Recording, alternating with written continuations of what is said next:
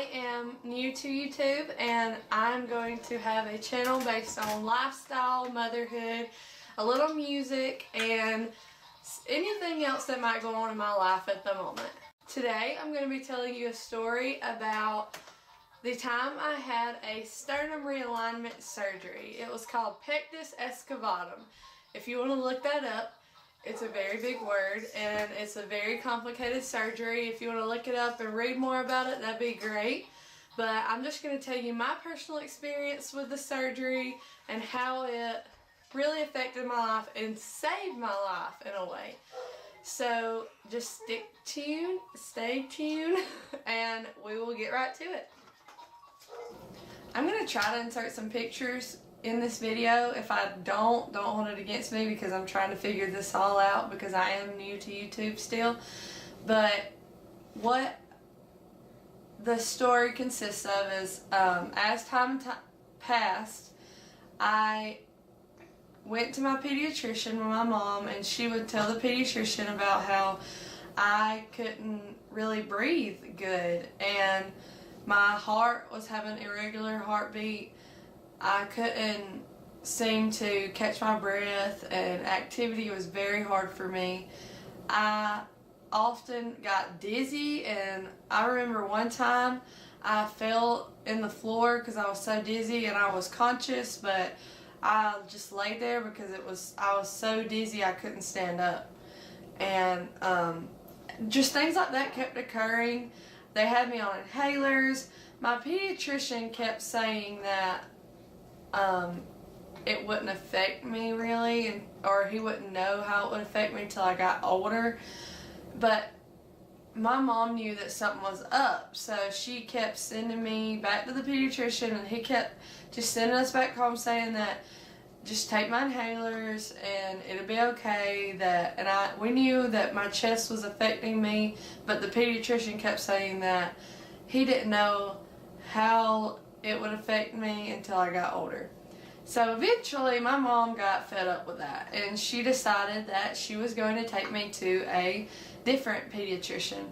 So she switched pediatricians, and at the time I was 15, and the new doctor immediately, when we came in and explained my chest situation, he examined it, he decided that I needed chest ultrasounds to view my heart. So he sent me, I think it was in a matter of like 2 or 3 weeks, maybe a little more, he sent me to get ultrasounds done of my chest. And when they took the ultrasounds, they realized that you have a front and a back of your heart. It's the A and the B. I'm not a doctor, so don't quote me on that, but I think that's what it was saying. I'm going to try to insert more pictures to explain. But the front part of my heart was completely pushed in. The sternum had pushed it all the way in, and I pretty much just had a backside. It had pushed my lungs, it had cluttered up all the organs. So it pushed my lungs down, pushed on my stomach, so it was messing up how I digested food pretty much. And it made it where I couldn't breathe really good, causing asthma and causing a lot of other problems. And then it pushed on my heart, causing the irregular heart patterns. That was a big deal. That doctor told me that within a month, if I wouldn't have gotten something done about it, my heart could have pretty much burst. So it's a good thing that we changed doctors and got that seen about, because I was in a very bad shape. So within the next month, they had scheduled a surgery. First, let me explain the options they gave us. The first option they gave us was the first surgery was a bar that they insert between your sternum and your ribs, and it comes out each side, and it's kind of like braces. You would turn it within a year, I think, maybe less or maybe more, and I don't remember because I didn't get this surgery done. It was like a bar. They insert it, and as you turn it, it pushes your chest out. So it shapes your chest just like it would shape your jaw if you had braces. That sounded horrible. First of all, it would have messed up a lot. It would have messed up how I went to school, how I would have not been able to do anything, and I was already having trouble doing much physical activity. So I would have had no physical activity, because who can do anything with a bar sticking out of both sides of your chest to turn? Then it would have affected my social life, because I would have had to pretty much just sit around and wait for this thing to come out of my chest. So that would have pushed my chest outward and formed it back to a normal sternum. A sternum is flat. They have tiny indentions, but it's not a huge indention like I had. Literally mine, I could stick my fingers all the way to my knuckle into my chest because it was so deep. And you could see my heart beating, kind of like you see a pulse somewhere on your body. You could see that in my chest indention. So the next surgery, which is the one that I had done, was one that they said that they were really testing out for future reference. Not that they had done it on people and it had worked, so it was a good outcome so far, but they really were more cautious on this side of things. So they were like really wanting us to go with the first surgery. We decided not to, because we decided that it wasn't what we were looking for.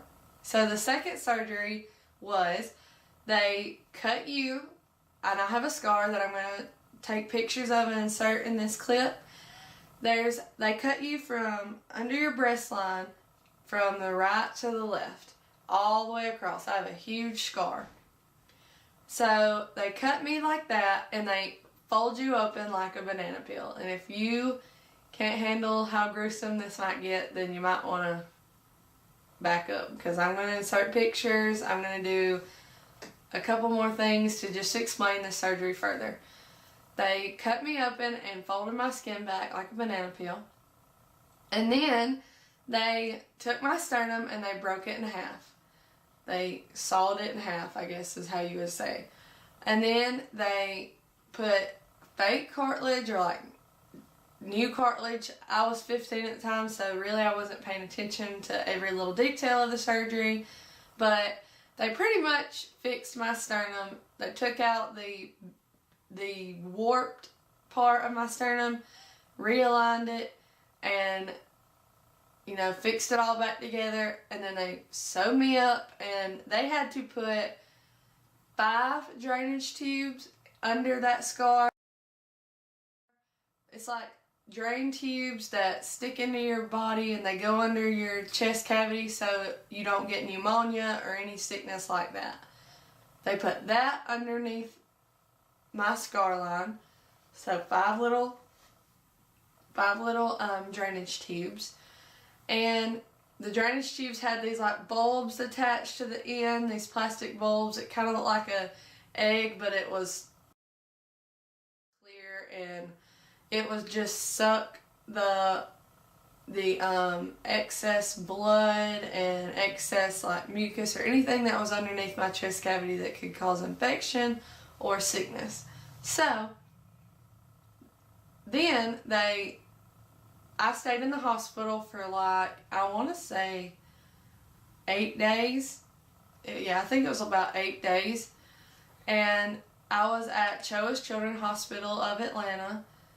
And while I was there, they were the most amazing staff. I was like one of the oldest kids in the hospital, because you have to think like 15 to 16 is usually when you start going to like an adult hospital, but they decided to put me into a children's hospital because I was still on that line.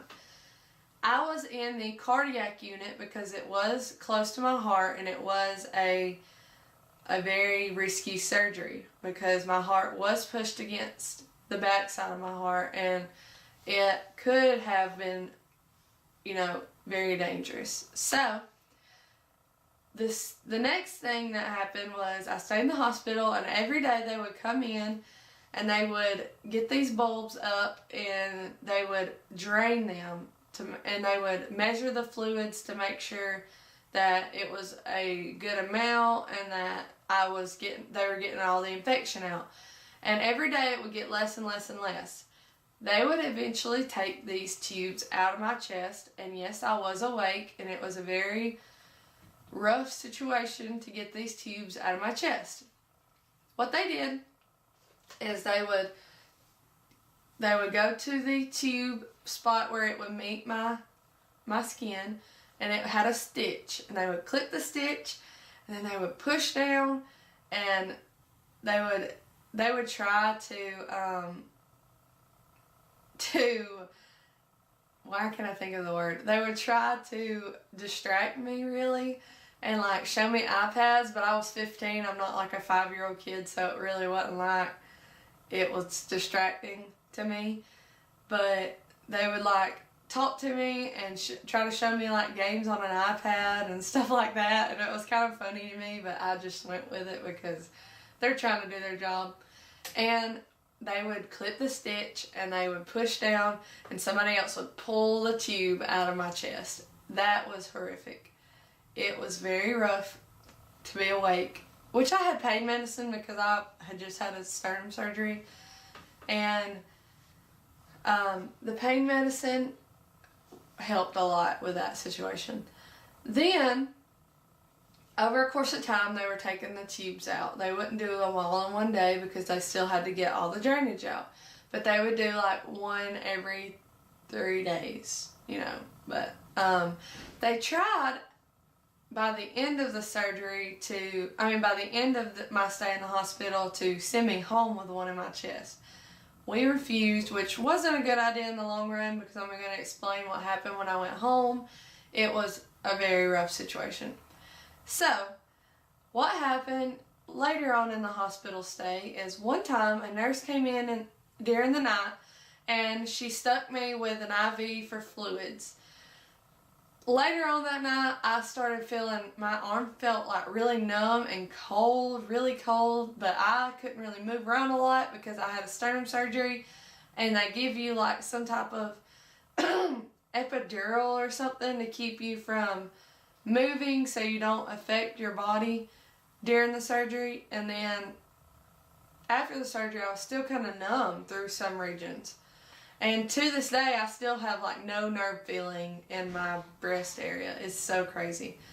But they gave, she gave me that IV, and I started feeling really numb in my arm. And I told my mom, and she pulled the covers back, and my arm was like huge. Like this part of my arm was like so swollen. It literally was 3 times this size. My mom freaks out. She calls the nurse in there. That nurse had stuck me, and it was not going in a vein or whatever, wherever fluid is supposed to go. It was going in my arm, just filling my arm up like a balloon. It was horrible. So what they do in that situation is they just take the IV out, and it just dissipates into your whole body, and you just have to like wait it out. So my arm just slowly went down throughout the next day or so. That was pretty rough. Sorry, I had to put my daughter in her swing so she could sleep. But back to my story. Like I was saying, I got to get in a wheelchair and go around, and we could go downstairs or anywhere that was on the premises. CHOA was like a wonderful hospital. They had just staff and things for kids to do while they were there, just to keep them busy, because some of these children are there with like terminal illnesses that keeps them in the hospital their whole life. For example, I met children who had cancer, and they were in these wards. They had their whole room decorated like it was their bedroom because they had been there their whole life. So I just want to like say during this video that I thought what I went through was very rough until I saw these kids, and it gave me like a new meaning to life, to see that what I'm going through is nothing compared to what other people are going through, because mine was temporary pain.